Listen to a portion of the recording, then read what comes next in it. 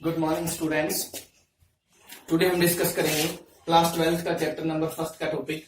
In previous video we have discuss about electric field force experienced by a charge particle.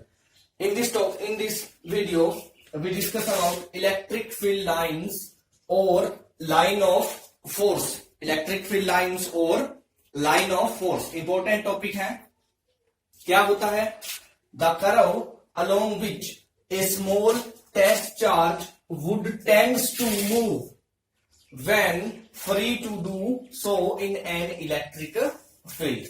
कि वो curve या वो path जिसपे कोई पॉजिटिव टेस्ट चार्ज मूव करने की ट्राई करता है या मूव्स करता है जब हम उसे किसी एक्सटर्नल इलेक्ट्रिक फील्ड में सब्जेक्ट करते हैं। यानी किसी पॉजिटिव चार्ज पर इलेक्ट्रिक फील्ड में जब फोर्स लगती है तो उस फोर्स के कारण वो जिस पाथ पर मूव करता है, जिस कर्व पे मूव करता है, उसको बोलते हैं हम electric field line. And very important property, tangent to this line which gives the direction of electric field at that point. किसी भी पॉइंट पर अगर हम टेंजेंट ड्रॉ कर दें तो वो टेंजेंट क्या बताएगा? Direction of electric field. जैसे सपोज कीजिए हमने किसी पॉजिटिव चार्ज को इलेक्ट्रिक फील्ड में रखा तो उसका पाथ ये था, तो ये कर्व हमारा क्या है? Electric field line. ये कर्व क्या है हमारा? Electric field line. और इसके टेंजेंट अगर वो इस तरफ मूव कर रहा है तो ए पॉइंट पर ये हमारा tangent, this is the direction of electric field at A. B पर हमारा टेंजेंट किस तरफ होगा? इस तरफ। और सी पे हमारा टेंजेंट इस तरफ होगा, तो this is the electric field. यानी टेंजेंट टू द पॉइंट हमें क्या बताती है? Direction of electric field. Now its properties. First is continuous smooth curves without break. इनमें कोई ब्रेक नहीं होता, ये कंटिन्यूअस होती हैं without any break. Continuous curve होती हैं। Number 2, start from positive charge and end at a negative charge. अगर हम कोई दो पॉजिटिव और नेगेटिव चार्ज लें तो उनकी इलेक्ट्रिक फील्ड लाइंस कैसे होगी? इस पॉइंट से चलेगी और इस पॉइंट पे एंड हो जाएगी इस टाइप से। They are not continuous close loops.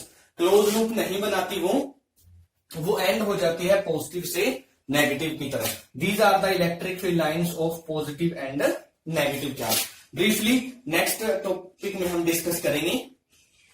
No two lines intersect each other. Very important है, no two lines intersect each other. कोई भी दो फील्ड लाइंस है वो इंटरसेक्ट नहीं करती। मान लो ये हमारी फील्ड लाइंस है, टू इस पॉइंट पे इंटरसेक्ट कर रही है, तो हम क्या देखते हैं? Eight the point of intersection, इस पर इसकी दो डायरेक्शन होगी, एक इस लाइन के अकॉर्डिंग और एक इस लाइन के अकॉर्डिंग। ये हमारी इलेक्ट्रिक फील्ड की टू डायरेक्शंस बन गई बेटा। At the point of intersection there are two directions, क्योंकि टेंजेंट क्या बताता है? Direction of electric field.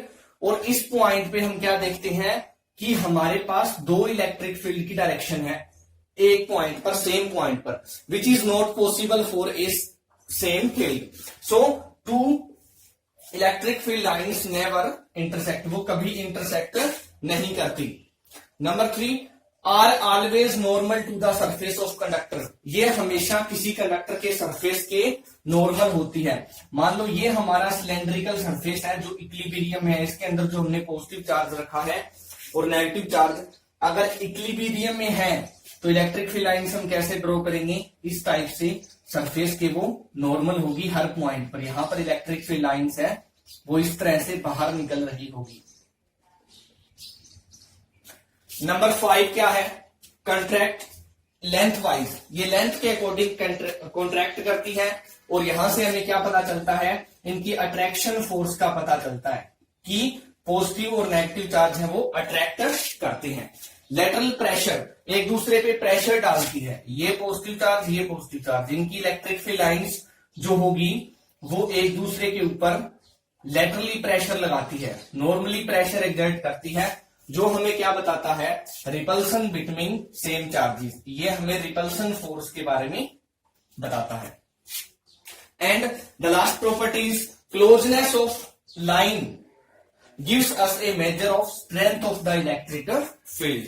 Electric field lines की क्लोजनेस, क्लोजनेस का मतलब कि वो कितनी पास पास है या कितनी दूर दूर है, वो हमें क्या बताएगा, स्ट्रेंथ ऑफ फील्ड के बारे में बताएगा। अगर वो वेरी क्लोज है एक दूसरे की तो फील्ड कैसा होगा, स्ट्रॉन्ग फील्ड होगा, वहां पर इलेक्ट्रिक फील्ड है उसकी वैल्यू वहां पर अमाउंट है वो स्ट्रॉन्ग होगी। अगर वो अपार्ट है, उनके बीच में काफी गैप है, तो वहां पर वीक फील्ड को रिप्रेजेंट करती है कि यहां पर फील्ड है वो वीक है। जैसे अगर मैं कहूं कि यहां पर इलेक्ट्रिक फील्ड लाइंस है वो क्लोज है और इसमें इलेक्ट्रिक फील्ड लाइंस है वो दूर दूर है, तो ये एक स्ट्रॉन्ग फील्ड है और ये हमारा एक वीक फील्ड है।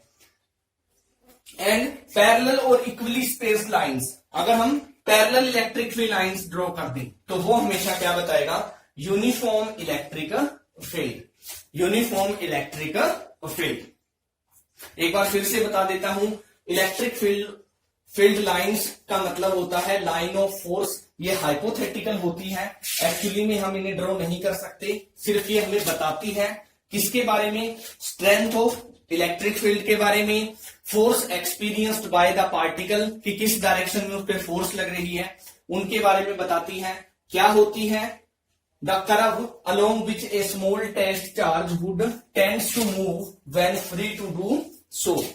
जैसे मान लो यहां पर एक टेस्ट चार्ज रखा है किसी इलेक्ट्रिक फील्ड में, तो वो जिस पाथ पे मूव करता है, जिस लाइन पे वो मूव करता है, उसी लाइन को हम क्या बोलते हैं, electric field line, electric field line. और किसी भी पॉइंट पे टेंजेंट टू द सरफेस, उस पॉइंट का टेंजेंट हमें क्या बताता है, direction of electric field at that point.